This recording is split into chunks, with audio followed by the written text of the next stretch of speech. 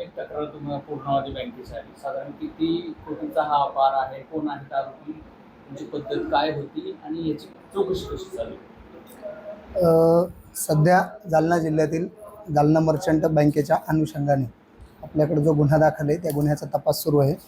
यातील आरोपी रायचंद सखाराम कुरंगळ यांनी अशाच स्वरूपाचा वेअरहाऊसमध्ये माल असल्याबाबतचे बनावट पावत्या बँकेला सादर करून इतरही बँकांना गंडा घातल्याबाबत प्राथमिक माहिती मिळाली होती.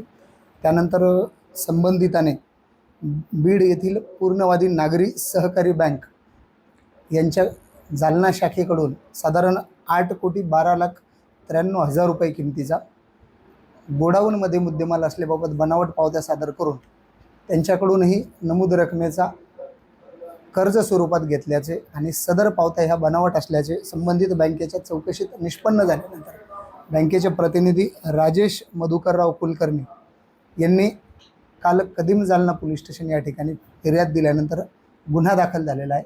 सदर गुन्ह्यातील रक्कम साधारण 8,12,93,000 रुपये एवढी मोठी असल्याने सदर गुन्ह्याचा तपास हा माननीय पोलीस अधीक्षक साहेब यांच्या आदेशान्वये आर्थिक गुन्हे शाखेकडे वर्ग करण्यात आलेला आहे.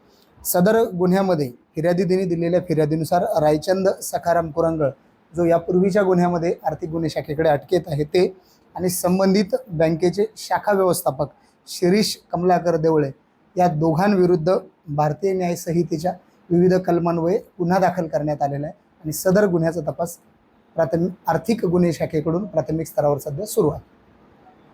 सध्या यामध्ये किती आरोपी आहेत? बँकेने दिलेल्या फिर्यादीनुसार या गुन्ह्यामध्ये 2 आरोपी आहे. चौकशी अंती इतरही लोकांचा त्यात सहभाग होण्याची शक्यता आहे.